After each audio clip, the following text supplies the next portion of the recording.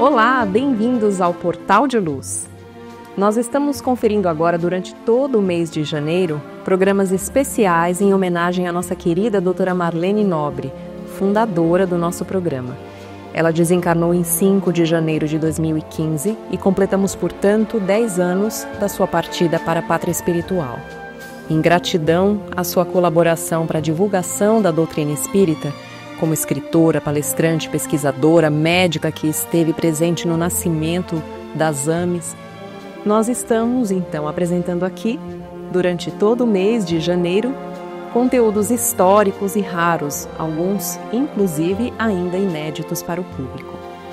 Hoje, no nosso segundo especial, nós vamos acompanhar, entre outras raridades, uma entrevista concedida por ela num momento de extrema importância para a história do espiritismo no Brasil. Em 2009, durante os preparativos das comemorações dos 100 anos de nascimento do médium Chico Xavier, o pesquisador e documentarista Oceano Vieira de Mello e o então da Federação Espírita Brasileira, Antônio César Perry de Carvalho, entrevistaram a doutora Marlene Nobre sobre a sua ligação com o médium Chico Xavier e sobre os espíritos que ambos mantinham contato mediúnico, fosse nas suas respectivas obras mediúnicas ou científicas ou cumprindo a missão de divulgação. Parte dessa entrevista já é conhecida, pois foi utilizada num DVD da Federação Espírita Brasileira que comemorava o aniversário dos 100 anos do médium. Porém, a maior parte da entrevista acabou ficando inédita até os dias atuais. Assistam, portanto, agora, na íntegra, esse conteúdo histórico.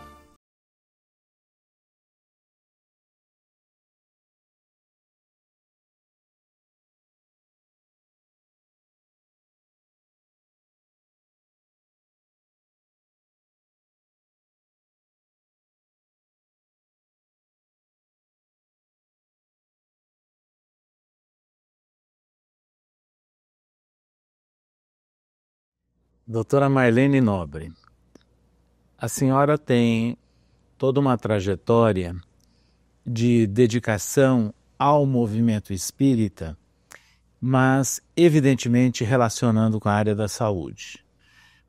A pergunta que nós iniciaríamos é relacionada com a sua própria formação, pois a senhora estudou medicina em Uberaba, e provavelmente teve muito contato com o médium Francisco Cândido Xavier nas reuniões da Comunhão Espírita Cristã. Então nós gostaríamos que a senhora relatasse esse período. Muito bem. Eu conheci o Chico em outubro de 1958. Eu fazia o 2º ano de medicina em Uberaba. O Valdo Vieira foi encarregado pelo Chico de fazer o convite para que eu fosse até ele, porque ele tinha um pedido a me fazer. Eu estranhei, porque eu não conhecia Chico pessoalmente, embora já tivesse lido muito de suas obras e o admirasse bastante, mas não o conhecia. Fiquei um pouco surpresa, mas disse, vamos lá. E, de fato, foi um encontro muito alegre e de muito prazer para mim. e eu me sentia assim em casa. Mas eu ainda tratava o Chico de senhor, porque eu tinha assim, como é natural, né? Como um pai ou alguém muito distinto e que estivesse muito distante de mim, né? Mas na conversa com o Chico, ele me disse: eu não sou senhor, não me trate senhor, eu sou o Chico para você, né? Mas o que ele queria nesta conversa era me chamar para trabalhar com ele em Uberaba nas reuniões públicas. Ele me pediu que falasse sobre as lições da noite, que normalmente eram escolhidas por Emmanuel, o guia protetor. Mas que ele me pedia particularmente para eu falar sobre o Livro dos Espíritos, porque as pessoas preferiam as lições do Evangelho segundo o Espiritismo e às vezes terminava a noite e não era comentada a lição do Livro dos Espíritos. Eu disse a ele: se você acha que realmente eu posso contribuir com algo, eu tudo farei para desempenhar essa tarefa. E assim foi. Ele estava em visita, em outubro de 1958, uma visita preliminar. Ele mudaria definitivamente em janeiro de 1959. E realmente nós iniciamos essa parceria. Àquela época, nós fazíamos segundas e sextas-feiras as reuniões públicas.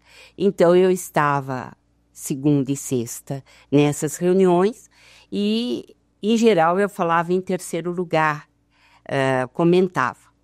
E isso era necessário porque os dois médiuns, Valdo Vieira e Chico Xavier, deslocavam-se para o quartinho onde eles recebiam as receitas da noite.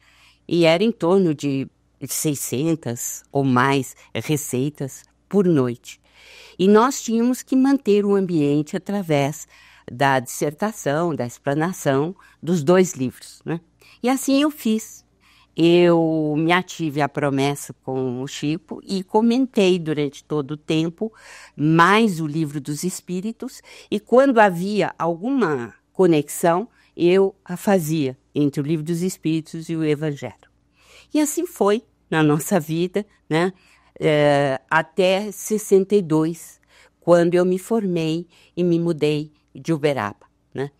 Mas eu acredito que, ao pedir ênfase para o comentário de O Livro dos Espíritos, o Chico, com o pedido de Emmanuel, os dois haviam me preparado para uma tarefa futura que seria mais na área científica, seria mais na parte de ciências e, é claro, né, com o apoio da moral, da religião, porque uma coisa não existe sem a outra, né? Como foi que, sendo médica, nutriu um interesse assim mais particular por algumas obras psicográficas de Chico Xavier? Bem, inicialmente, devo dizer que eu li de tudo, né? Todos os livros que me caíam às mãos, eu lia, todos os assuntos me interessaram. E especialmente a coleção André Luiz, quando eu comecei a fazer as minhas anotações, né? E mais tarde, com o evoluir do tempo e da minha própria formação, eu fui vendo o quanto de contribuição essa obra trazia para a ciência e a medicina em particular. Foi por isso que eu me dediquei mais a esta parte, mesmo porque os espíritos têm me dito que na área evangélica nós temos muitos oradores importantes, nós temos muitos livros, mas que a necessidade agora seria nós nos aprofundarmos na parte científica do espiritismo. E na sequência, como que surgiu a fundação da Associação Médico Espírita de São Paulo? Chico Xavier teve alguma influência? Aí eu vou pedir licença, porque eu tenho que narrar alguns episódios que aconteceram e que vão desembocar na resposta.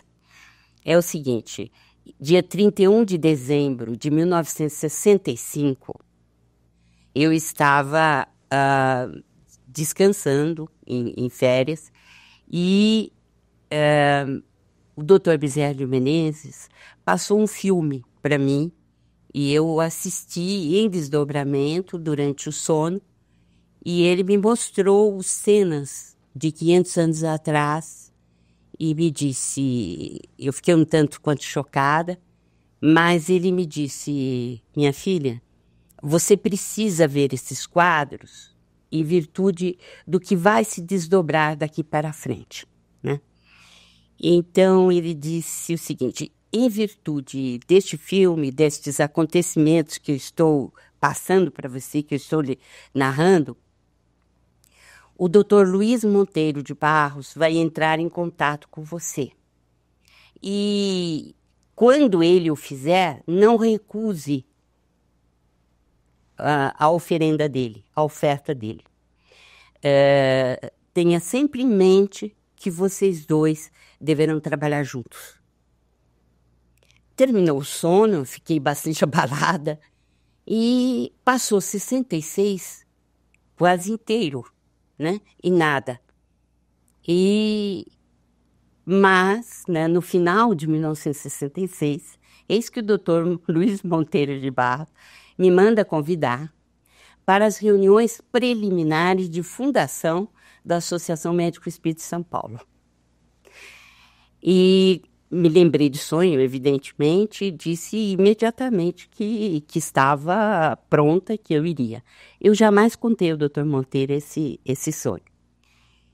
Mas aí começamos, então, os preparativos através de reuniões com colegas, em 1967, todinho, né?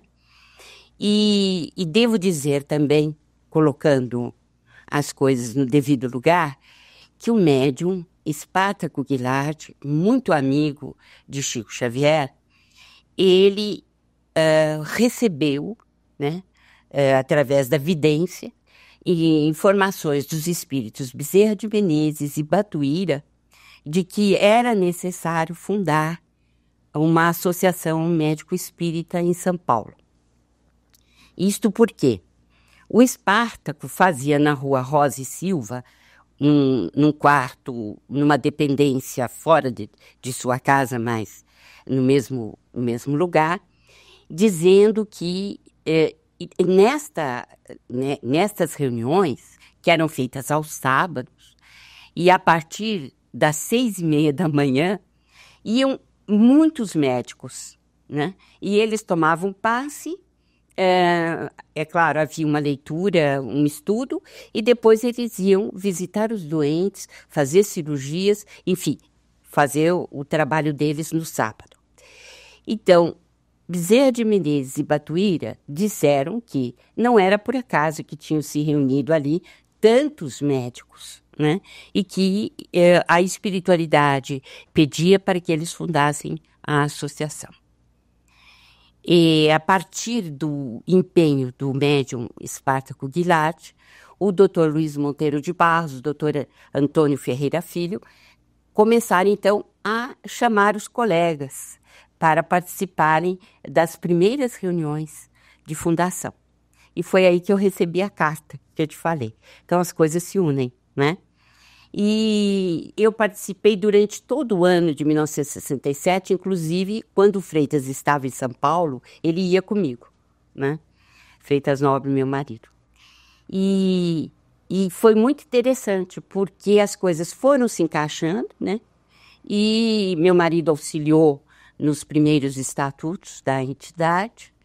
E nós fomos, então, para Araras, em janeiro, onde nós realizamos a primeira reunião dos médicos espíritas com vistas à formação da Associação Médico Espírita. E, de fato, nós burilamos os estatutos, nos confraternizamos e embarcamos a data de fundação, 30 de março de 1968. Muito bem, mas houve ao depois disso alguma mensagem recebida pelo médium Chico Xavier, algum contato específico com ele, de estímulo, orientação para a associação? Agora eu vou alinhavar o que eu falei antes, né? O Chico chamou o Espartaco quando ele foi dar notícias da fundação da Associação Médico Espírita de São Paulo e disse a ele: Espartaco, eu não quero detalhes da fundação, eu só quero que você me diga onde ficaram o Dr. Luiz Monteiro de Barros e a Marlene nesta associação. Então, há uma imbricação muito grande entre o meu sonho, né, entre a visão do Espartaco e o próprio Chico, né? Tudo indica, então, que ele acompanhou todos os lances, porque tudo que o Dr. Bezerra me falou, ele estava repetindo ali, né? Aí o Espartaco disse: pode ficar sossegado, Chico, porque o Dr. Monteiro ficou no Conselho Deliberativo e a Marlene está na diretoria. Aí ele falou: ah, bom. Então a gente compreendeu que ele acompanhou todos esses passos, mesmo porque ele tinha muita confiança no médium Espartaco Guilherme, né? Conversava muito com ele sobre isso, e acredito que as visões que o Espartaco teve eram do conhecimento de Chico Xavier, né? Então está aí a ligação entre esses fatos todos. Bom, mas não ficou só nisso, né? Nós fomos, uma vez, marcamos uma entrevista, a Associação Médico Espírita marcou, em 84, e em 7 de setembro de 84, e nós fomos até Uberaba. Ele nos recebeu uma manhã inteira. E nós tivemos a oportunidade de trocar ideias e, com a presença de Emmanuel, dos benfeitores espirituais, ele deu várias indicações de pesquisas, inclusive do sonambulismo, da hipnose, e que seriam assim, questões muito importantes para serem colocadas por nós médicos espíritas, porque haveria assim uma grande influência da alma sobre o organismo nesses estados, né? Apareceria muito claramente. E não apenas isso, ele comentou as nossas atividades, enfim, foi de muita fraternidade, ele nos cumulou de gentilezas, como sempre. E à noite, a Maria Júlia colocou o nome da Associação Médico Espírita, como já havíamos sido orientados, né, por 3 horas ou mais consecutivas, e o Dr. Bezerra mandou-nos apenas um bilhete, mas muito significativo, né? E para nós tem sido guardado assim com muito carinho, para todos nós, né? Mas houve um outro fato também relacionando Chico à Associação Médico Espírita, né? E, em 1990, eu assumi a presidência da Associação Médico Espírita de São Paulo e eu jamais tinha sido presidente. E foi por uma ingerência, foi por um motivo que todos renunciaram praticamente da diretoria, né? O presidente renunciou, eu era a primeira vice, assumi, e depois só ficaram comigo o doutor Antônio Ferreira Filho e a doutora Elizabeth Nicodemos. Os demais tinham esguaritado, tinham abandonado a AME. E eu fui fazer uma visita ao Chico logo em seguida que eu assumi a presidência da associação. E ele quis saber detalhes. E eu disse: Chico, nós passamos por um verdadeiro vendaval. Quase que a Associação Médico Espírita se desfaz. Aí ele me contou: minha filha, uma falange se postou contra a Associação Médico Espírita de São Paulo, porque sabe que ela tem uma missão muito importante a desempenhar. Não apenas agora, como está fazendo, mas no futuro. Então, vamos apelar ao Dr. Bezerra de Menezes, vamos apelar aos espíritos do bem e vamos vencer essa fase difícil. E, de fato, devagarinho, nós fomos levantando, fomos nos reconstruindo praticamente, e a MESP iniciou A partir de 1991, né, os congressos que redundariam em 1995 com a fundação da Associação Médico Espírita do Brasil. Mas houve, para a formação da Associação Médico Espírita do Brasil, houve uma continuidade de revelação e informação. Eu conversei com o Chico no começo de 1990, ele falou dessa maneira. No final de 1990, meu marido desencarnou dia 19 de novembro de 1990. E o doutor Bezerra me apareceu 15 dias depois. E ele falou muito comigo. Tanto assim que eu preciso colocar no papel, porque já estou esquecendo, embora as coisas que ele tenha me falado, elas permaneçam muito vívidas ainda na minha memória. Mas a gente pode esquecer. Então, ele me disse que estava na hora de fundarmos a Associação do Brasil, Associação Médico Espírita do Brasil, porque ela já estava formada no coração de Jesus e que seria só uma materialização na Terra. E aí deu várias informações, revelações, nos orientou bastante, e não foi só nesse dia, né? Foram anos e tem sido assim até hoje, né? Orientações diretas do que se deve fazer, dos países que devemos visitar, muitos temas, enfim, realmente ele acompanha de perto o desdobrar desse movimento, não é? Agora, só para terminar essa parte, ele nos aconselhou a fazer um congresso em 1991, no mês de Maria, a fim de que a gente chamasse os colegas. E eu disse, nunca fiz um congresso, como é que será isso? Aí ele disse, não se preocupe, pode fazer os trâmites todos iniciais e nós nos incumbiremos do restante. E foi o que aconteceu. Muito bem, então a Chico Xavier, ele sem dúvida nenhuma teve uma influência e um papel marcante, né, na fundação e na orientação da Associação Médico, inicialmente de São Paulo, depois do Brasil e internacional. Mas e o programa de trabalho da Associação Médica em todas essas esferas? Ele está pautado basicamente em algumas obras psicográficas de Chico Xavier. Bem, nós nos pautamos na obra Chico Xavier Emmanuel, porque nada saiu sem a supervisão do benfeitor, né?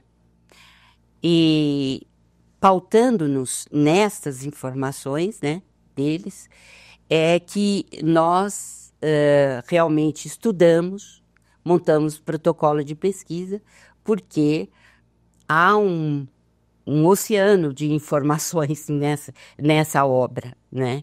Principalmente para a parte científica e, em particular, para a medicina. Então, nós nos pautamos, sim, nessa orientação. Você consegue detectar algumas antecipações científicas nas obras de Emmanuel e nas obras de André Luiz? Então, eu não gostaria de deixar a obra de Emmanuel fora justamente por isso, porque ela é extremamente marcante. O livro Pensamento e Vida é um pequeno, grande livro, ele traz essas informações, revelações de Emmanuel, inclusive falando sobre a depressão, né? Quer dizer, os estados de tristeza e de depressão, eles alteram a divisão das células em mitose, né? E que poderá levar a problemas cancerígenos, né? E isto só foi confirmado, o livro de 1958, só foi confirmado por uma equipe médica que estudou a depressão e relacionou com câncer, né?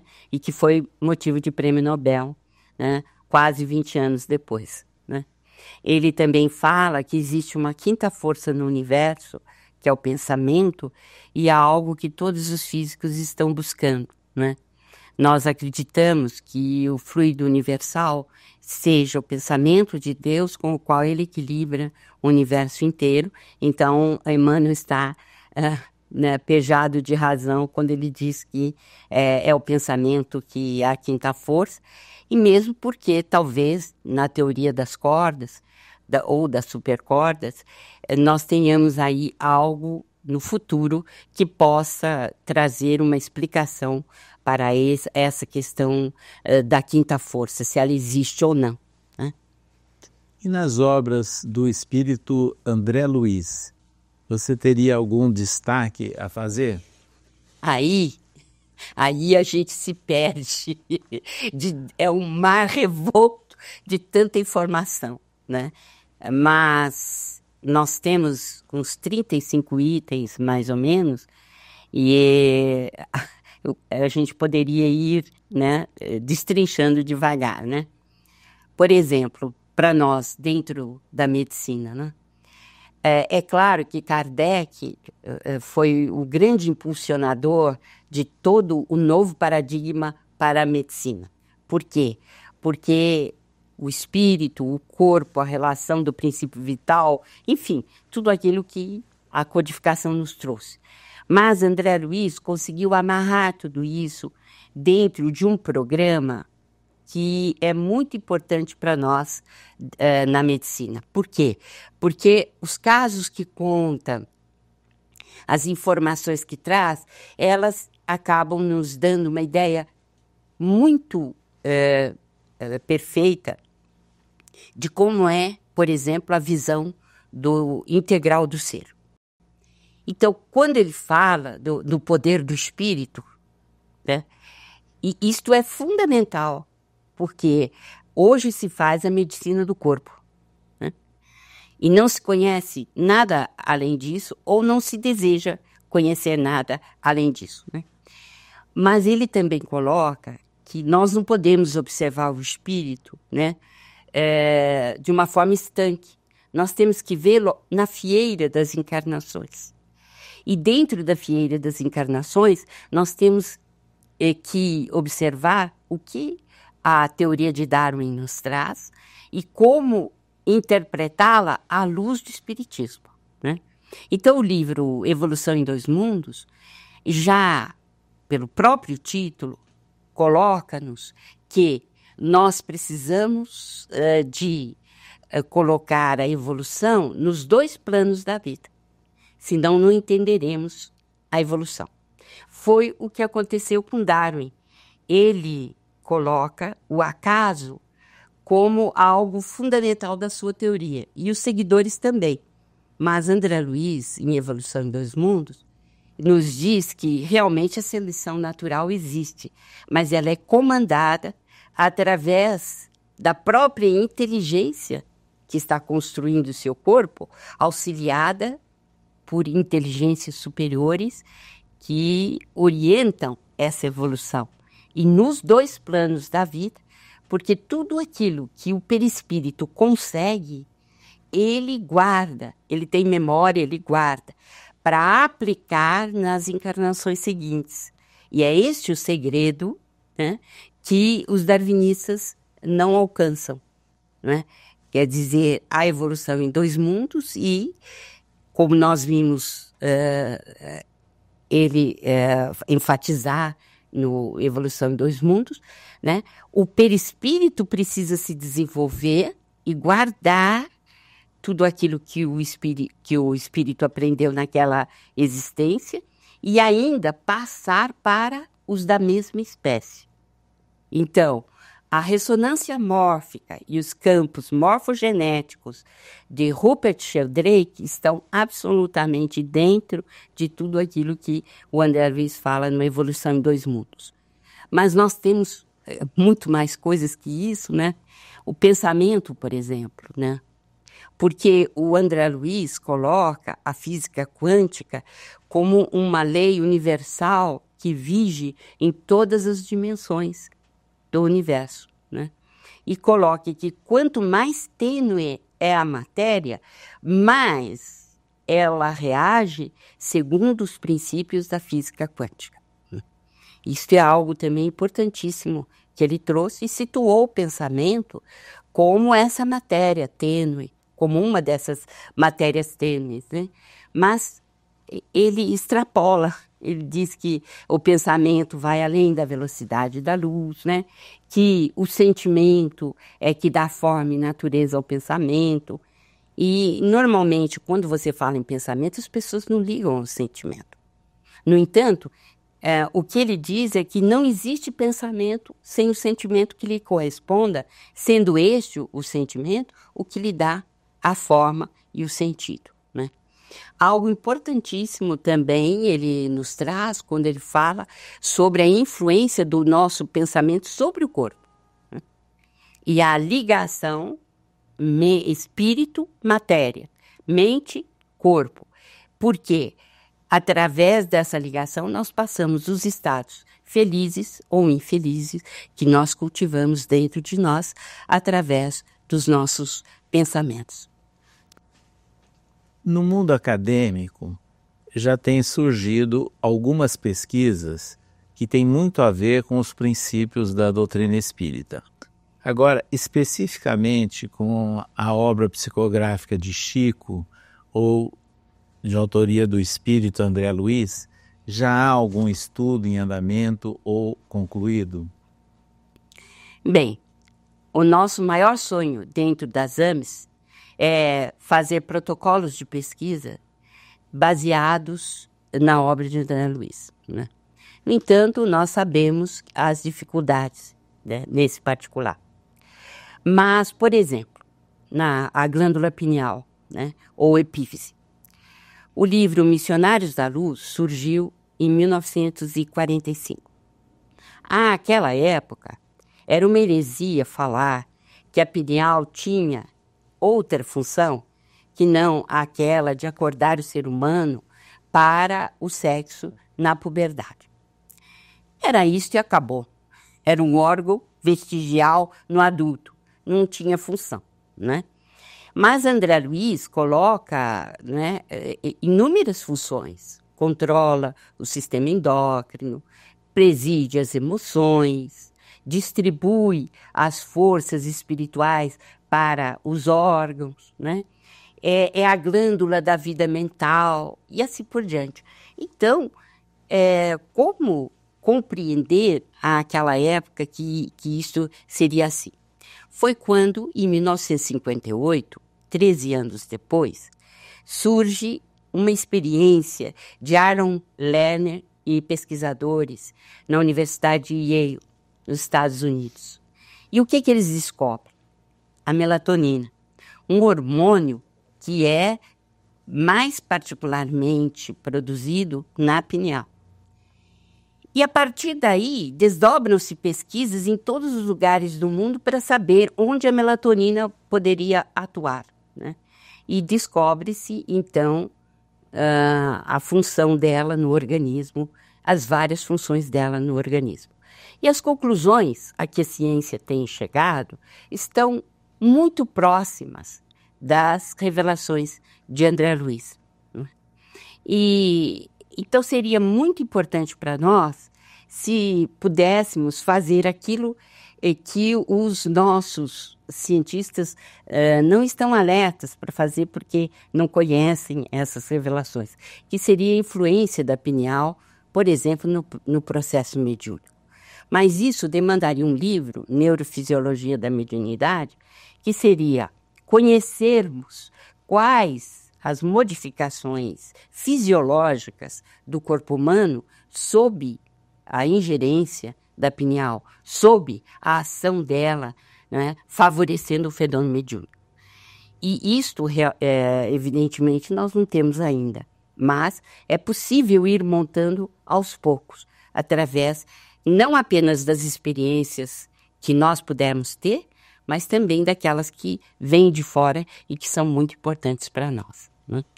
E na área da saúde mental, as associações médicas espíritas, elas já têm algum protocolo, já têm algum acompanhamento sobre o impacto dos livros psicográficos de Chico em novas propostas de tratamento e de acompanhamento dos pacientes?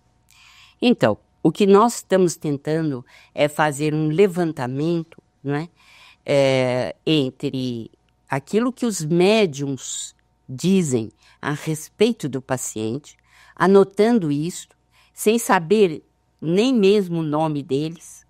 Então, anotando o que o médium diz, né, confrontando com a anamnese e procurando ver se existe realmente uma informação correta ou próxima da realidade, né?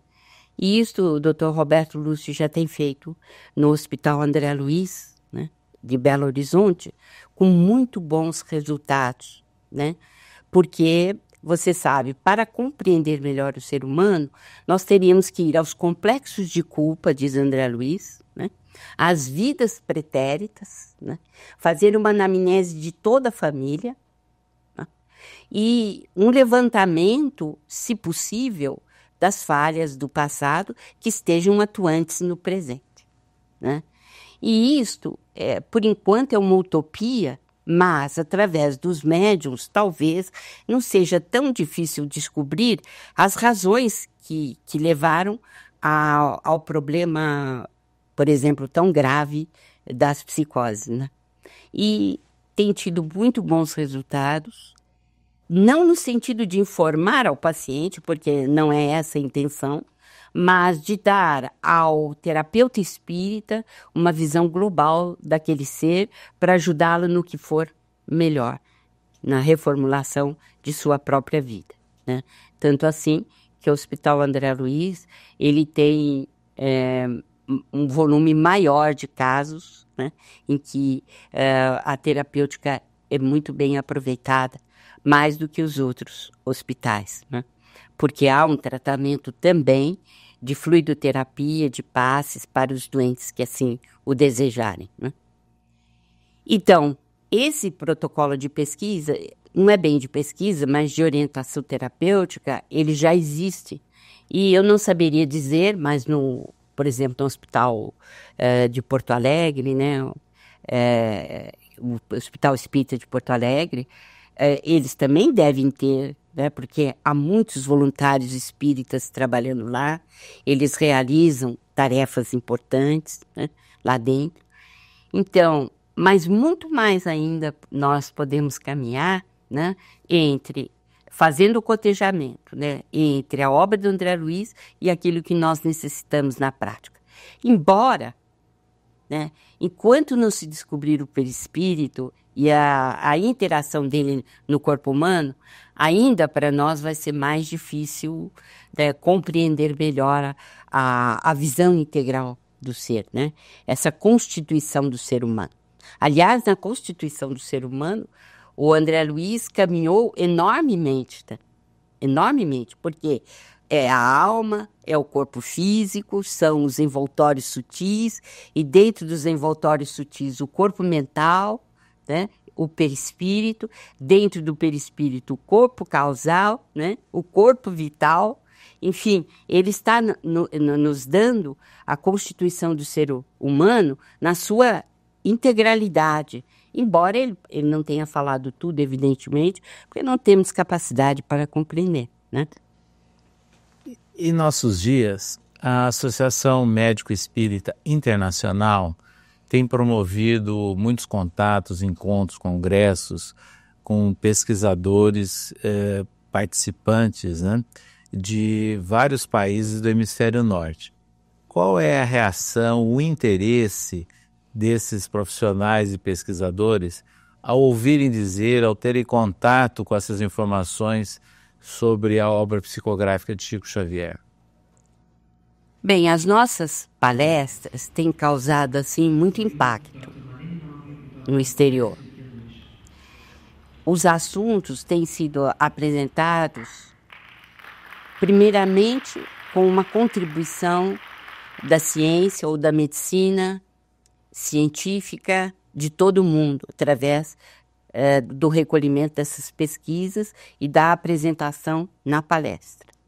Mas, em seguida, vem, né, a orientação de André Luiz, de Emmanuel, sobre estes assuntos que foram colocados.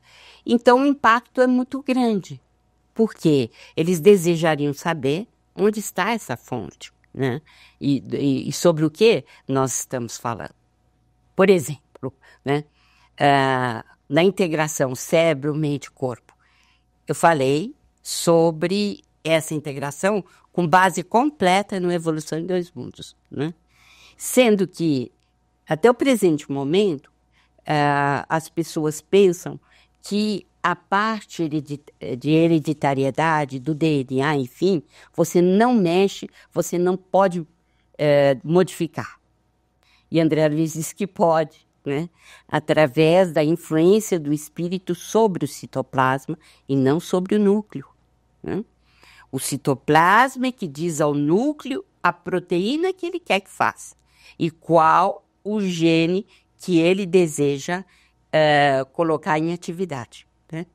Então, isto, né, carecia de embasamento científico. No entanto, o Dr. Kazuo Murakami, né, do Japão, que descobriu o genoma da renina, ele vem a campo para dizer que os genes podem ser modificados, que a modificação está no citoplasma e que os pensamentos positivos é que trazem felicidade ao homem. E outras coisas, um excelente livro, Código Divino da Vida. E o Dr. Bruce Lipton, né, que nos trouxe Biologia da Crença, é um best-seller dos Estados Unidos, ele fala a mesma coisa, né? Ele diz que nós podemos modificar os genes através do pensamento, que não podemos cultivar os pensamentos ruins e que as proteínas, elas se modificam a partir dos nossos pensamentos, né? Então, tudo aquilo que o André Luiz diz há 50 anos atrás, porque surgiu em 1958, estão se confirmando a cada passo. E quando nós apresentamos a ideia, não estamos fazendo através de um pesquisador brasileiro. Nós estamos colocando um cientista que, de fato, está falando a mesma coisa, né? Então, você pode ver que o impacto é muito grande, porque o convencimento se dá através, né, de pesquisas muito bem fundamentadas, que não estão sendo inventadas, né, e que estão comprovando aquilo que, teoricamente, o Espiritismo traz. Doutora Marlene, ao ensejo dos 100 anos de nascimento de Chico Xavier, e pela nossa conversa, 50 anos de seu primeiro contato pessoal com Chico, nesse íntere, como você sintetizaria a evolução que houve no entendimento, né, dessa visão integral e espírita sobre o homem e também a contribuição à própria saúde? Então, nós ainda estamos para ver o desdobramento maior de toda a coleção que ele recebeu, de todos os livros que ele foi capaz de canalizar, porque estamos muito no início de tudo aquilo que poderá vir a ser no futuro um verdadeiro monumento de transformação para a sociedade e para a ciência, né? Mas eu digo sem sombras de dúvida que o Espiritismo existiu antes e depois de Chico Xavier. Não há como negar isto. E principalmente a partir do Pinga Fogo, quando a imensa maioria das televisões brasileiras estavam ligadas nessa entrevista, né, é que se pôde ter uma ideia a posteriori da repercussão que foram os dois programas, né? O Espiritismo ganhou credibilidade, ganhou veracidade, né? Humildade de ser, que vem para colocar sem impor, né? E por aí vamos, né? Então eu acho que realmente o Chico nos trouxe uma contribuição enorme. E acho muito cedo, né, para nós fazermos um levantamento de como foi e de quanto foi essa contribuição. Acho que estamos muito próximos dos acontecimentos.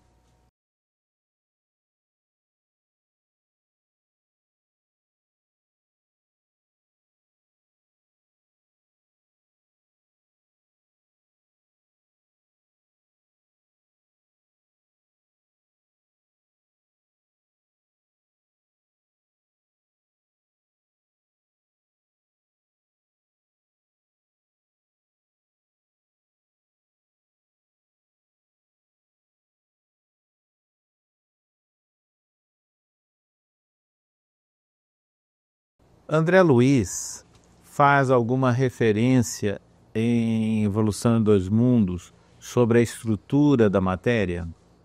Então, você vê, né, em um livro que parece um romance, né? E é um romance, mas verdadeiro, tirado da vida real. E a vida continua. E ele fala, né, através do instrutor Cláudio. Em última análise, chegaremos a saber que a matéria é luz coagulada, substância divina que nos sugere a onipresença de Deus. Isto está no capítulo 9. Veja bem, que interessante, porque no livro, né, Espaço, Tempo e Além, Tobin e Sarfati têm a mesma teoria na física, né? Que a matéria é constituída de luz capturada gravitacionalmente. Então, nós temos um campo de pesquisa nessa área muito grande. E o André Luiz vai ser motivo de levantamento por parte dos cientistas quanto a esta revelação, né? Na obra de Chico Xavier, há alguma referência dando uma visão mais ampliada sobre o cérebro ou mais de um cérebro? Então, é muito interessante porque é uma das revelações dele também impressionantes. Por quê? Ele, no livro No Mundo Maior, em 1947, ele fala na existência de 3 cérebros, né? Ele chama de castelo, de 3 andares. Na verdade, é o Calderaro, que é o orientador desse livro, né? E ele diz que o primeiro dos castelos, o primeiro andar desse castelo, é o subconsciente ou porão da individualidade, onde a gente tem guardado, assim, o nosso passado.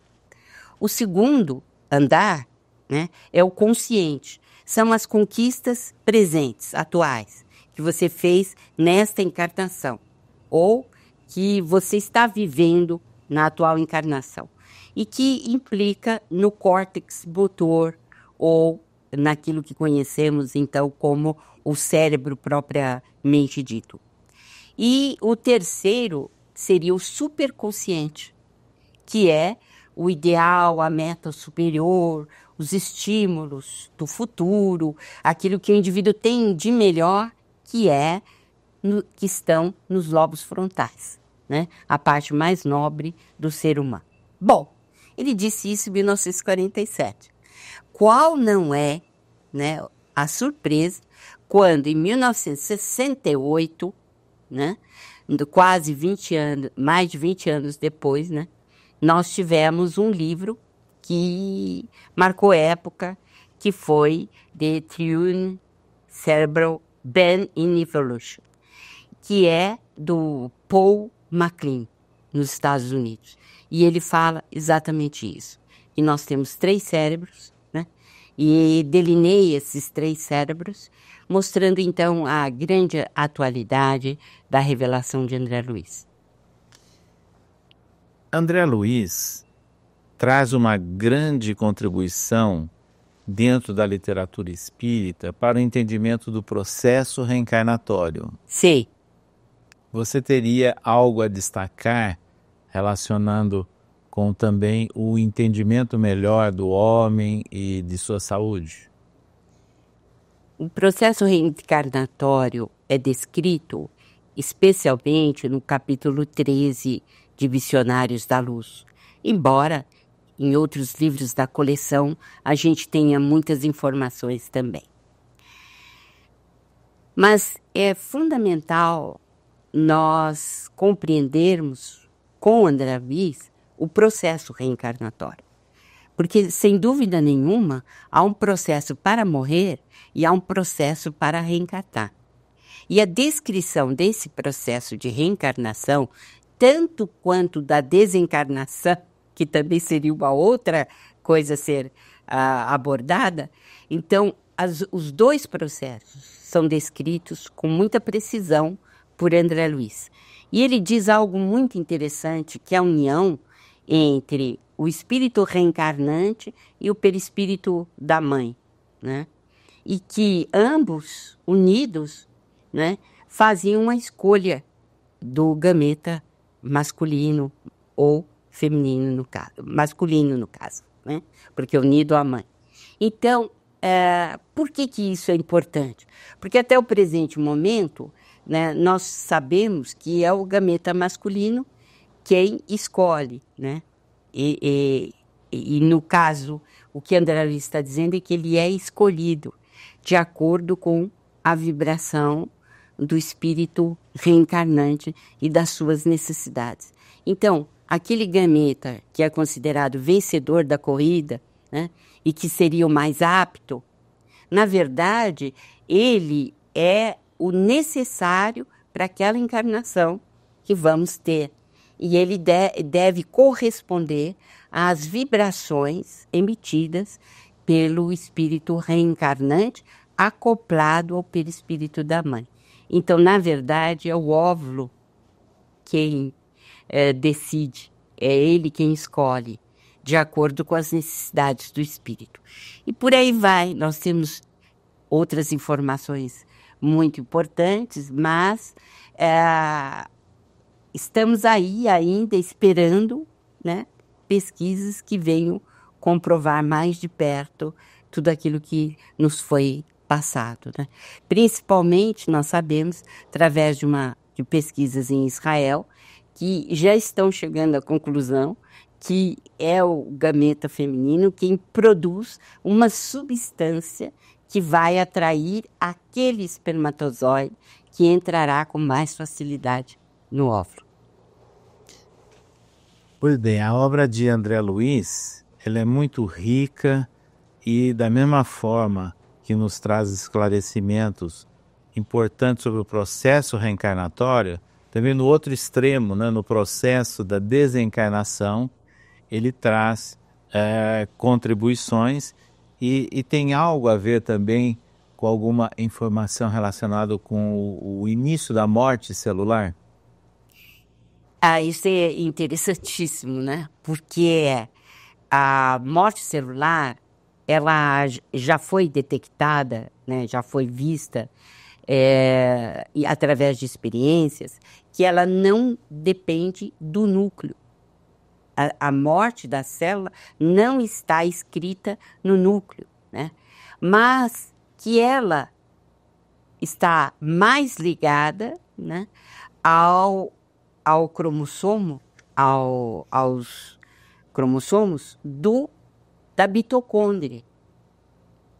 E a mitocôndria, veja bem, André Luiz chama de bióforo, né? É um dos bióforos do citoplasma onde o espírito atua.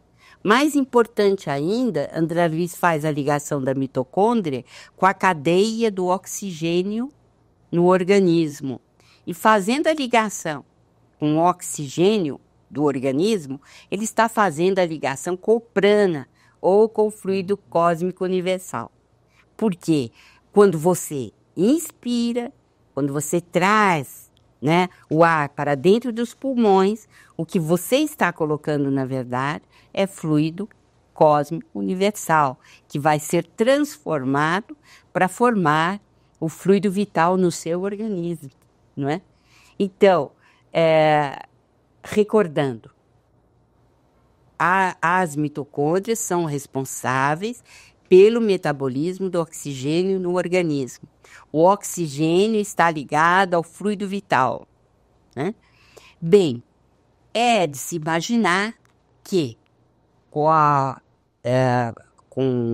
diminuição do fluido vital, a morte se instale, não é isso? Não é isso que nós sabemos? Pois é, você não há de ver que a ciência está chegando a essa conclusão. Por quê? Porque, na verdade, em 1996, eles começaram um estudo sobre a apoptose, que seria a morte celular. Por que se dá a morte celular? Porque não há mais replicação do DNA. O DNA não replica mais. E não replicando, ele morre, né? Ele morre e ele vai... O que ele vai fazer, né? O DNA, nuclear, ele não tem as instruções para a autodestruição, né? E o que o Guido Kremer descobriu no CNRS, que é o Centro Nacional de Pesquisa Científica da França, que existe entre a França e Genebra, né, de Villejuif. O que ele descobriu? Que é a diminuição do potencial mitocôndrico transmembrânico que leva à morte celular. Então, é exatamente a ordem partida da mitocôndria que leva à desagregação ou à falta de multiplicação do DNA. Tudo se encaixa. Por quê? Fluido vital, metabolismo, tudo isso está agregado à mitocôndria. E surge da mitocôndria uma ordem para a apoptose, para a morte celular. Veja que coisa de louco, né? Quanta informação que veio há 50 anos atrás e que a gente está chegando à conclusão agora. Quer dizer que a mitocôndria seria assim uma espécie de uma mini central energética e entre as duas dimensões, a corpórea e a incorpórea? Exatamente, porque ela produz o triptofano, que é a energia que mantém a célula em atividade, né? E realmente, se ela comanda a parada para a morte celular, significa que, por alguma razão, está faltando fluido vital. Então, suspende-se a ordem e, aos poucos, a criatura vai deixando de ter essa ascendência do fluido vital sobre o organismo. O conjunto de tantos subsídios trazidos pela psicografia de Francisco Cândido Xavier trazem assim uma contribuição para uma terapia complementar espírita? Muito grande, né? Na verdade, o que o André Luiz diz nos livros dele é que a medicina exercida no mundo espiritual é muito diferente da nossa, no sentido de que os médicos aproveitam muito a terapia energética, né? Transmissão de fluido vital daquele estágio em que estamos, naquela dimensão em que estamos, porque existe um fluido vital de cada dimensão. Eles aproveitam esse fluido vital, aproveitam através dos passes, e diz que o médico é muito diferente porque, como ele é humilde ou mais humilde, e ele tem assim um grande ideal na realização da sua profissão ou do seu trabalho, ele então coloca muito amor naquilo que está fazendo e a transmissão é muito grande de fluido para o paciente. Então, a fluidoterapia é muito utilizada, né? Eles utilizam muito a hipnose e o tratamento sob hipnose. Utilizam demais. Utilizam também a revivescência dos complexos de culpa para auxiliar as criaturas a saírem, né, daquilo que nós chamamos armadilhas. Essas armadilhas são maneiras sempre repetidas de você construir o pensamento. Então, eles utilizam, né, uma cirurgia que eles chamam de cirurgia mental, né, que vai muito contra essa mania que nós temos de construir o pensamento da mesma maneira e voltar sempre para o mesmo buraco, sem sair dele, né? E utilizamos as terapêuticas desobsessivas, né, que são importantíssimas e que não são nem sequer imaginadas, né, na medicina terrestre. Utilizamos a renovação do ser e principalmente, André Luiz chama atenção para o encorajamento à saúde. O médico deve ser sempre um mediador para transmitir ao paciente esse encorajamento. Além da própria obra de André Luiz, e especificamente na de Emmanuel, um livro intitulado Vida e Sexo, o conjunto desses livros não trariam alguns subsídios importantes do Espiritismo para uma nova fundamentação, uma nova visão para a bioética? Muitíssimo, né? Porque a bioética personalista espírita, ela é mais ampla que a bioética espiritualista. Por quê? Porque na bioética personalista espírita, nós colocamos um dado fundamental que é a reencarnação.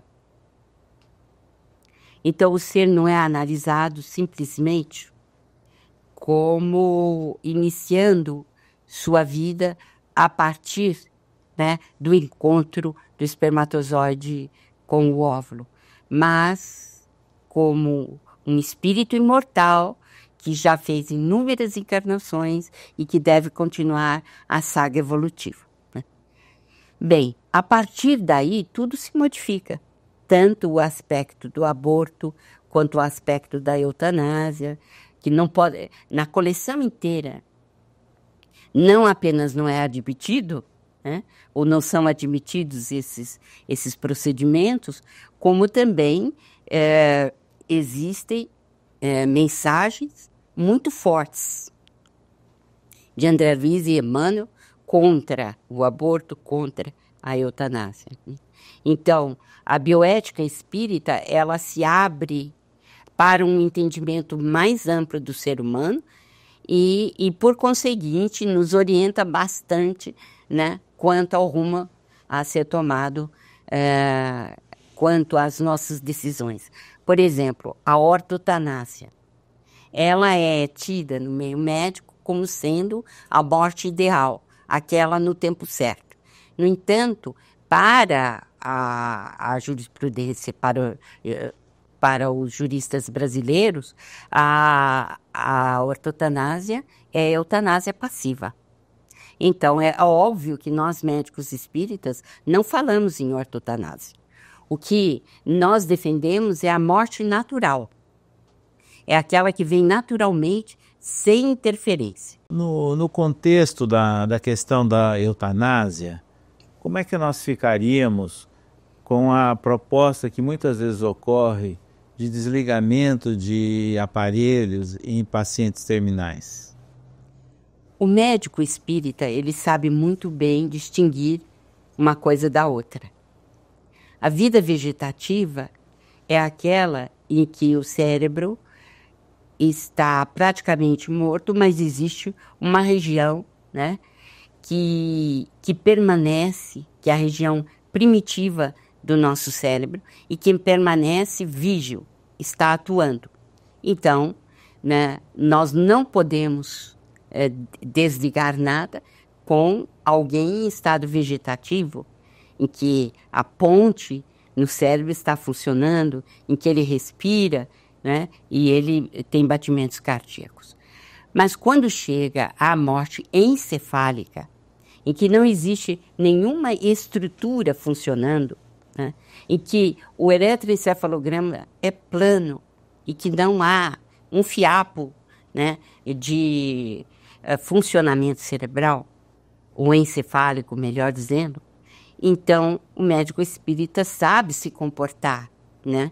E sabe o momento de desligar. Nem sempre fica muito claro, às vezes traz problemas, como em toda a profissão, nós temos determinadas coisas que não sabemos, às vezes, transpor de imediato. Mas o bom senso nos leva a preferir a morte natural, que seria o desligamento desse espírito. O que o Chico nos chamou a atenção uma vez é que, às vezes, apareciam amigos dele que iriam visitá-los em Uberaba e que diziam: Chico, eu já desencarnei, mas eu não posso morrer, porque os aparelhos estão ligados. Então, quando nós, médicos espíritas, falamos em morte natural, o que a gente está dizendo é que também não pode haver distanásia. Você ficar insistindo nos aparelhos quando o espírito já está praticamente desligado da matéria. Deixar que ele quebre os laços naturalmente, né? Sem interferência humana. Então, é essa dosagem que o bom senso nos fala, nos diz que o médico espírita precisa ter, né? O desligamento sem sofrimento, nem de um lado e nem de outro, né? Então, a morte encefálica pode nos levar ao desligamento. Ela é utilizada para transplante, mas aí já é um desdobramento que eu não gostaria de entrar, né? Aí são outras conjecturas. Relacionado também com a bioética, a questão do aborto, tanto Allan Kardec como as obras de André Luiz apontam claramente a questão da concepção. O que você teria a dizer sobre isso? Bem, na pergunta 344 e a consequente resposta de O Livro dos Espíritos, fica muito claro que a ligação do espírito se dá na concepção. A concepção é a mesma coisa que fecundação e que fertilização. Sabe por que eu digo isso? Porque tem confrades nossos fazendo a distinção, dizendo que a concepção se dá na nidação, na entrada do embrião no útero. Isso não é verdade, né? Então, os espíritos nos dizem claramente que a união do espírito com a matéria se dá na concepção, na fertilização, na fecundação, né? Bem, isso é um ponto básico. E o que o André Luiz faz? No capítulo 13 de Missionários da Luz, né? Quando ele acompanha o renascimento de Sigismundo, fica bem claro para nós que no momento da fusão dos dois gametas, em que os dois núcleos se fundem, o espírito auxiliado em geral, não precisa ser, porque também existe a parte automática desse renascimento, mas o espírito passa a tomar conta da sua nova encarnação. Então, é nesse momento da concepção, como Allan Kardec nos fala na pergunta e resposta 344. Dentro das terapias espíritas, você teria algo a dizer, algum detalhe, alguma orientação relacionada com o passe? Então, o passe é muitíssimo importante, como nós sabemos, tanto no mundo espiritual quanto aqui, e já precisaríamos ter pesquisas, infelizmente ainda não as temos, estamos começando, né, para mostrar a importância da transmissão energética, né? Mas o que é importante é que o André Luiz, em Evolução em Dois Mundos, nos fala sobre o processo indutivo que o pensamento nos traz. E a indução é que leva você a influenciar outra mente. Isso é um ponto importante. Algo também muito importante sobre o passe e que faz a ligação entre o que o André Luiz diz e a ciência hoje são os biofótons. Hoje é uma coqueluche no mundo inteiro o estudo dos biofótons, que seriam de fraca intensidade, mas que seria como que uma rede luminosa que nós temos em cima do nosso corpo, né? E que estão sendo pesquisados agora né, nos laboratórios do mundo. Veja você, também um assunto trazido por André Luiz, né, e que leva à união entre aquilo que ele diz, o progresso da ciência, mas principalmente isso tem que ser transformado na prática em benefício do paciente. E é o que nós estamos lutando para incluir dentro do tratamento médico contemporâneo. Quem sabe a gente acaba conseguindo. Também guardando uma certa relação com esse tema da terapia, há algo dentro da obra psicográfica de Chico Xavier falando sobre estudo da voz? Muito interessante esse estudo que o André Luiz nos traz de fonoaudiologia do livro Entre a Terra e o Céu. Quando a irmã Clara, que é especialista em voz, ela nos dá uma aula extraordinária sobre o assunto, né? Mostrando que a gaguez, a diprofonia, outros assuntos relativos ao problema da voz, estão intimamente ligados aos centros perispiríticos que foram lesados pelo companheiro ou a companheira que possui essa doença, né? E trouxe de atuações e vidas anteriores, né? Eu considero de suma importância esse estudo da voz, né? E os conselhos que ela dá, para a gente saber empregar corretamente a voz de uma maneira construtiva, né? Há muito incentivo nesse sentido no livro Entre a Terra e o Céu. No século XX, a medicina evoluiu e se aprofundou muito num contexto flexneriano, né, em direção à especialidade, à ultra especialidade. Você acha que há alguma tendência já de reversão dessa situação toda e uma visão mais ampla sobre o homem? Eu acho que é muito pouco o que nós temos no momento. O Arnold Toynbee, célebre historiador inglês, nos diz que quando um paradigma fica cristalizado dentro de uma sociedade, surgem minorias criativas que começam a propor novos paradigmas a fim de fugir da cristalização, né? Muito humildemente, nós temos nos apresentado no exterior como uma minoria criativa, nós da Associação Médico Espírita Internacional. Por quê? Porque nós estamos propondo um novo paradigma para a saúde, né? E nesse paradigma para a saúde é a visão do ser integral, né? E que vem de encontro à medicina que é praticada hoje, né? Mas nós acreditamos que daqui para frente, né, nós teremos grandes avanços, principalmente a partir de 2057, quando Emmanuel coloca como ponto inicial do terceiro milênio, né? Até lá, eu creio que a gente já fez assim avanços nesse sentido, né? Mas é o perispírito, a descoberta dele, quem vai nos dar assim fundamentos importantíssimos para que do perispírito, né, da perspectiva do perispírito, se conheçam os órgãos, a fisiologia transdimensional, como é que ele influencia.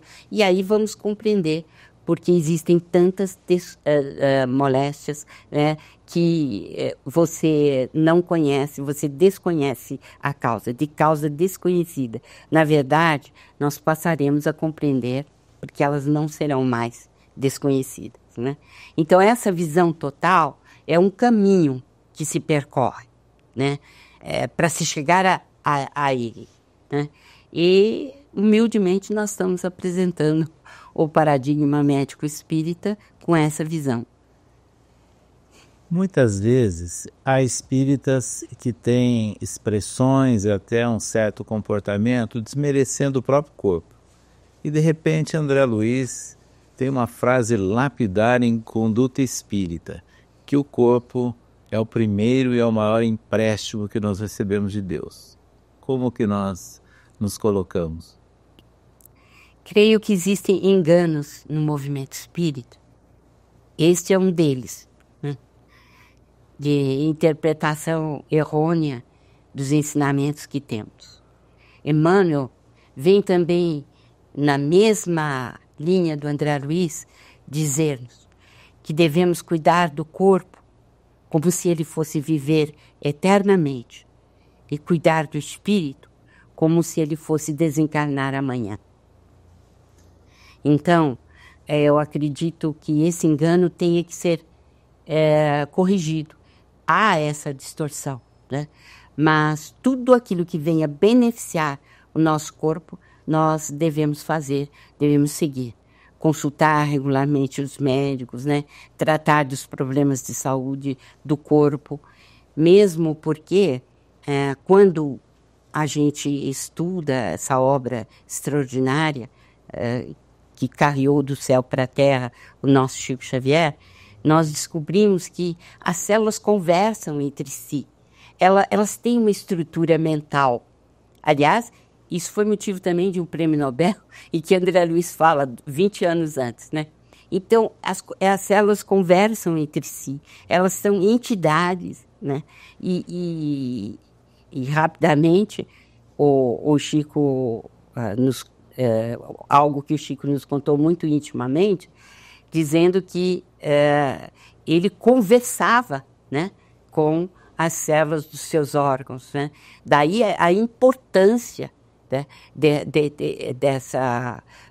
desses milhões de uma colmeia, né, de células ao nosso dispor, e que nós damos a destinação, né, que achamos melhor e que o livre-arbítrio nos leva a fazer.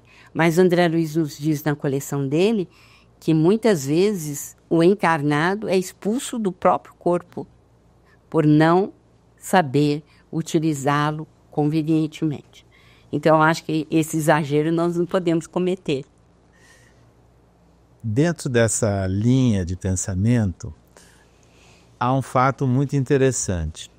Aqueles que não conheceram, não chegaram a conviver diretamente com Chico Xavier, o veem como um missionário, um grande médium, mas desconhece o respeito que ele sempre teve com as orientações e os tratamentos médicos. Isso. O que você teria a dizer sobre isso? Ele foi um exemplo até nisso, né? Porque ele seguia regularmente, né, fielmente, tudo aquilo que lhe era passado pelo médico e nos entusiasmava, nos fazia seguir nessa direção também. Quer dizer, cuidar do corpo verdadeiramente. Então ele diz, a medicina existe para que a gente utilize dos seus conhecimentos, porque ela vem através de Deus e nós precisamos utilizá-la. Operou-se inúmeras vezes, né? Tratou-se com acupuntura, fez tomava passe quando precisava, enfim. Ele foi um exemplo para nós de cuidado do corpo físico. Muitos perguntam por que Chico foi tão doente, né? Eu digo assim, eu quisera ter as doenças dele. Primeiro, a doença do olho, que ele pediu para não fracassar, né, nessa tarefa daqui, que foi pedido dele. As demais cirurgias que ele passou, quase todas elas foram em virtude dos garfos que ele recebeu na barriga da sua madrinha obsediada, né? E o problema cardíaco, como é natural, por ter sentido a dor humana durante dezenas e dezenas, ter apertado a mão de milhões de pessoas, inclusive ele teve um período de tuberculose em virtude de atender a um número muito grande de pessoas. E ele foi curado por Dr. Bezerra de Menezes, né? Então, as doenças nós precisamos ver numa perspectiva também social, né? Não como como algo que vem de débitos passados, mas algo que diz respeito ao próprio desempenho espiritual da pessoa encarnada. Né? E com todas essas doenças, inclusive com problema cardíaco, ele viveu 92 anos. Gostaria de saber quantos espíritas viverão esse período, tendo passado por tudo quanto ele passou. Eu gostaria de me candidatar. Marlene, sintetizando toda essa monumental obra psicográfica de Chico Xavier, que frase você teria, resumidamente, sobre a contribuição dela para a melhor fundamentação e a melhor prática na área da saúde? Um monumento a ser estudado, garimpado, pesquisado e que há de fazer parte dos programas das universidades futuras. Doutora Marlene, a gente sabe que a senhora tem um papel importante na relação de divulgar a obra de Chico, de André Luiz, no exterior, junto a pesquisadores, a cientistas que pesquisam o corpo espiritual e o corpo material. Que países já alcançou em nível elevado de pesquisa e que esse nível de elevação combina com o que nós encontramos na obra de André Luiz? Bem, acredito que os Estados Unidos sejam o país que maior contribuição tem dado à pesquisa,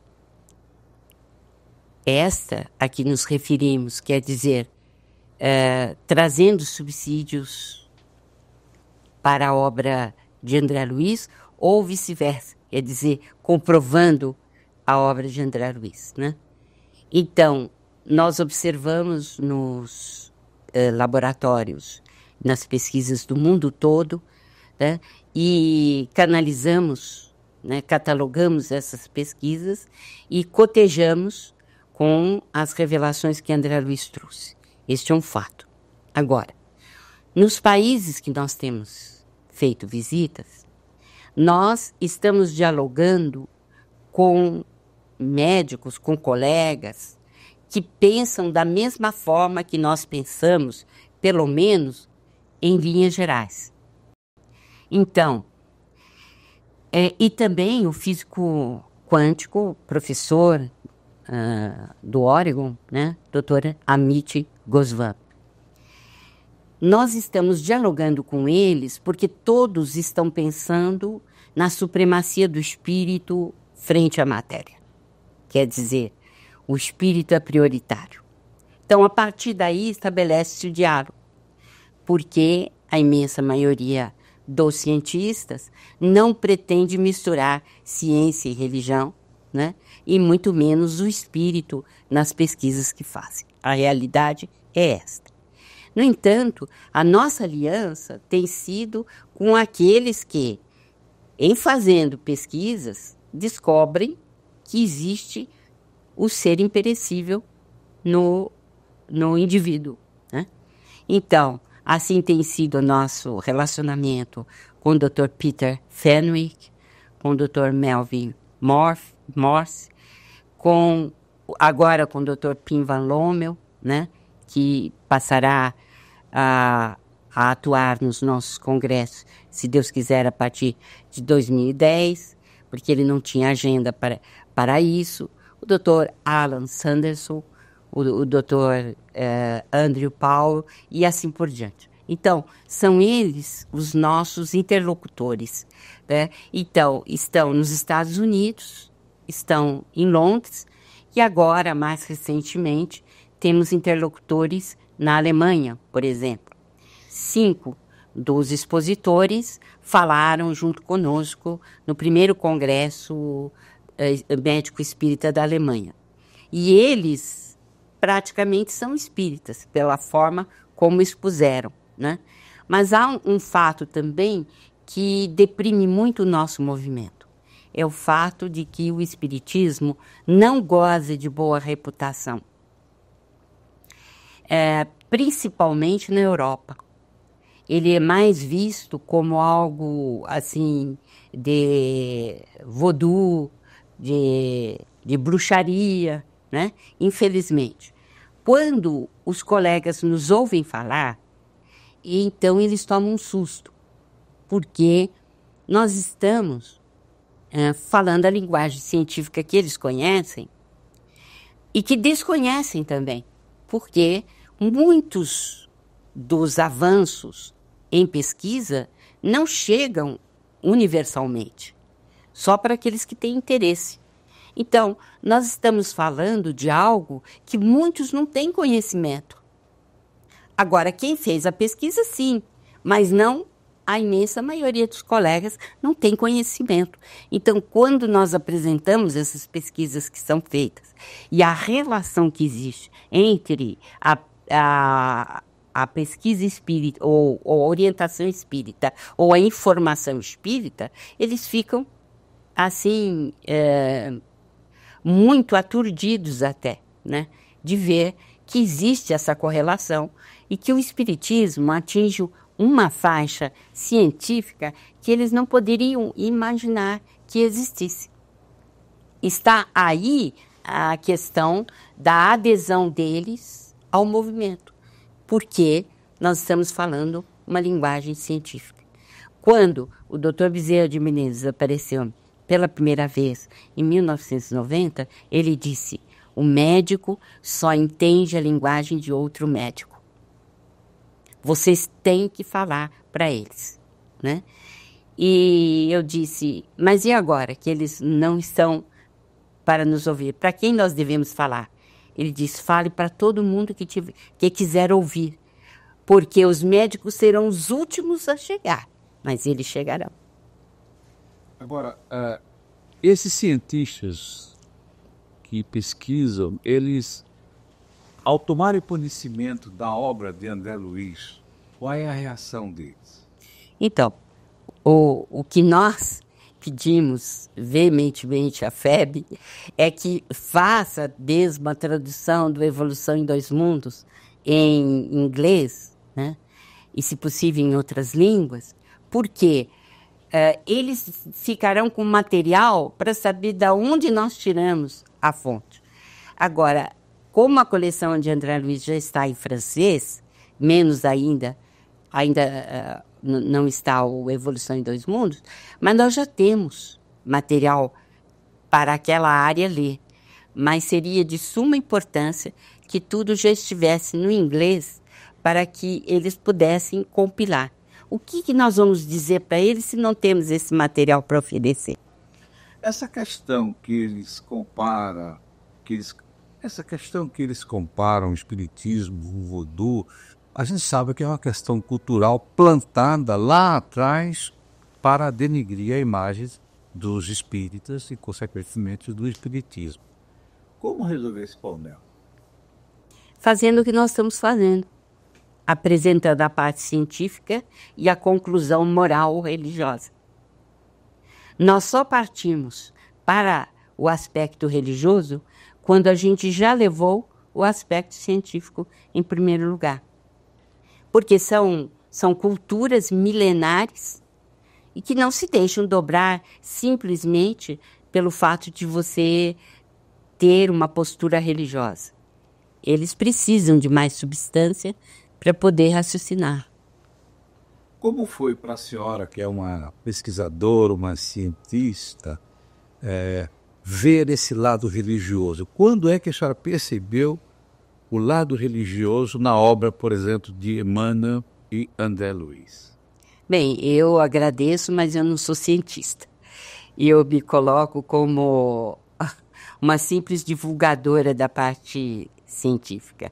Mas em primeiro lugar, para mim, veio a religião. Desde pequena, nasci em berço espírita, não conheço outra religião. Desde o culto do Evangelho no lar que papai fazia, eu sempre fui apresentada, em primeiro lugar, ao aspecto religioso do Espiritismo na obra de Kardec e depois na obra de Chico Xavier.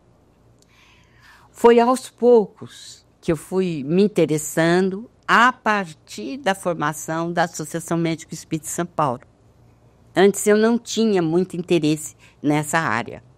Foi a partir do momento que eu precisei construir seminários, conferências sobre determinados assuntos, é que eu tive maior interesse em me desenvolver nessa parte.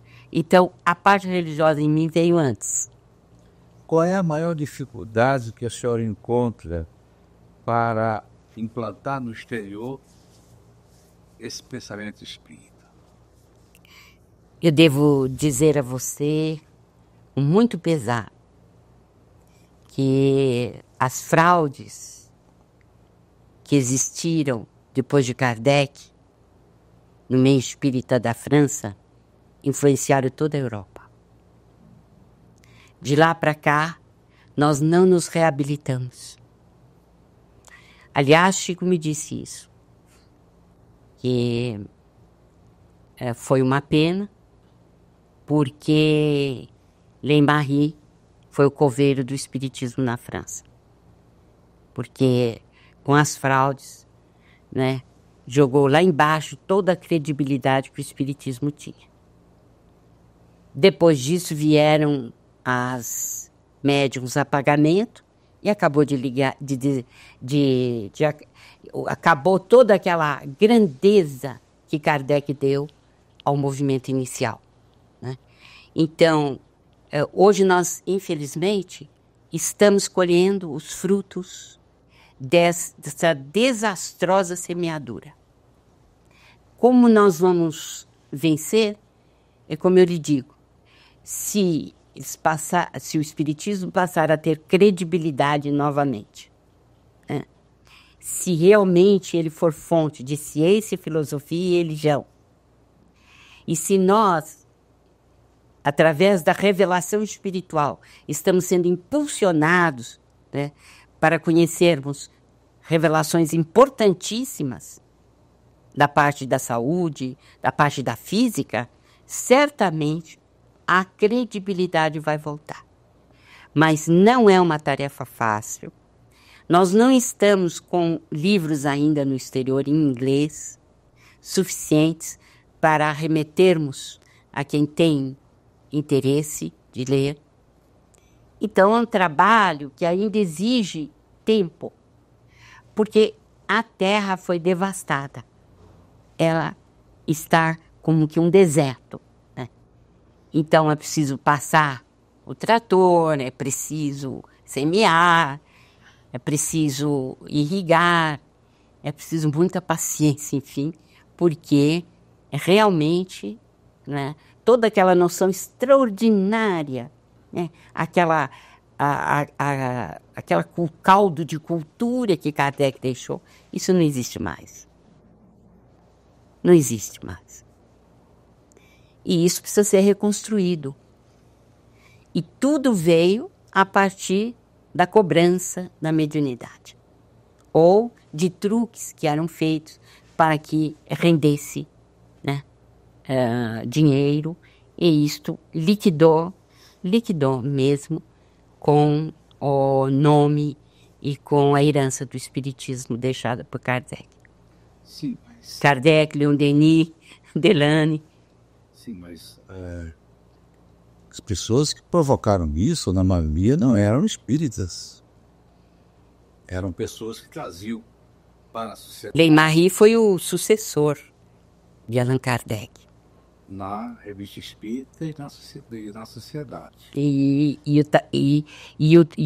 A trapaça foi ali, segundo o que os espíritos disseram ao Chico. Começou ali. E aí, porque uma coisa é você ter aquela ideia de uma doutrina, de uma religião pura, imaculada, que só quer fazer o bem para o próximo, e de repente isto não existe mais. qual é o papel da Pátria do Evangelho Brasil nessa restauração, nesse reerguimento? Eu fiquei um pouco assustada quando eu vi Leon Denis e ele me disse que nós estávamos atrasados na Europa, em 2001. E fiquei espantada na visão e disse a ele... Muito bem, muito obrigado. Mas a culpa é minha? Fiz uma interrogação de pensamento e aí disse... Não, eu imediatamente respondi não, eu já tentei ir, mas os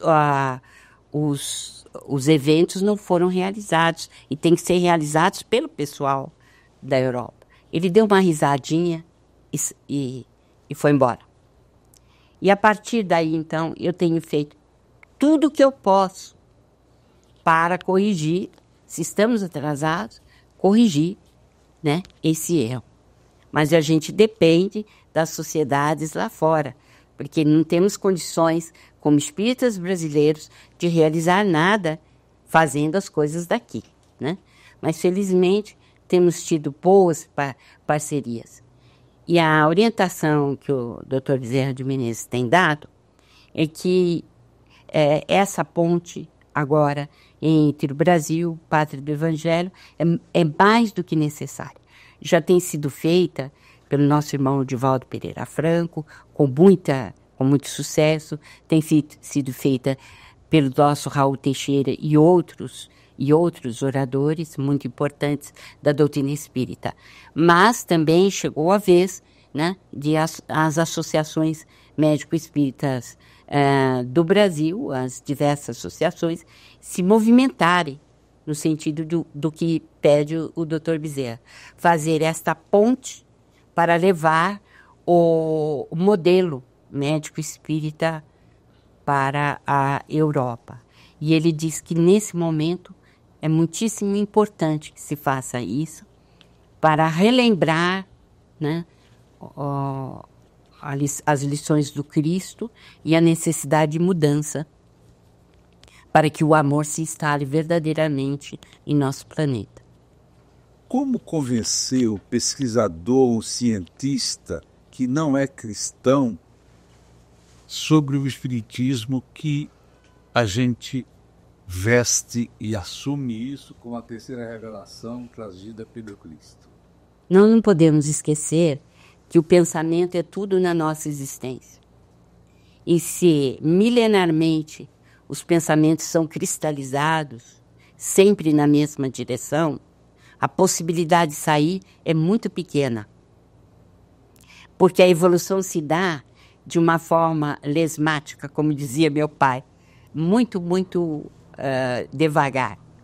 Então, você vê, pela própria descrição em Nosso Lar, que aqueles que estão no Ministério do Esclarecimento são espíritos intelectualizados. E eles se rebelaram, não podemos esquecer, né, na vivência da cidade. Isso significa que, quando você tem uma grande experiência na área intelectual, o que acontece? Você é levado a cristalizar muito mais o pensamento na direção em que você está acostumado, né? É preciso que o coração venha à tona e que você faça com que esse coração influencie, né, de tal maneira o cérebro que você acabe aceitando a realidade do espírito. Isso se faz lentamente. Mas eu já estou com muita esperança nas novas gerações que estão surgindo. Porque acho que entre os reencarnantes, entre aqueles que estão tomando o corpo novamente, existem os missionários que vão abrir caminho em todos os ramos da ciência, né, e tornar o espiritismo cada vez mais, né, com credibilidade novamente, como aquela que nos deixou Kardec. A senhora tem notado espíritos que já estão tratando desse assunto? Entre esses jovens que estão interessados na ciência, na religião e na filosofia espírita? Aos poucos, nós já vamos entrando em contato com eles e vemos que são os jovens das universidades que já estão interessados em levar, por exemplo, o paradigma médico espírita para os seus companheiros de classe, de universidade. Aos poucos, nós vamos conseguindo. Hoje, nós já temos movimento universitário em várias cidades, e isto, né, nos dá alento, porque a gente está partindo, né? Então, onde vir os ramos novos que vão levar à frente o ideal. Muito bem, muito obrigado.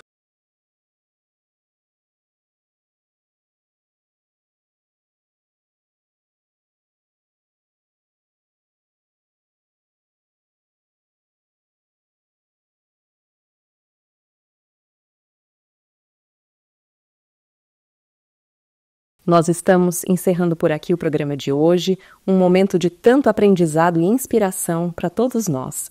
E na semana que vem, não percam, nós vamos conferir o terceiro programa especial com mais conteúdos raros e históricos da nossa querida doutora Marlene Nobre. Desejamos a todos uma excelente semana e até a próxima. Muito obrigada!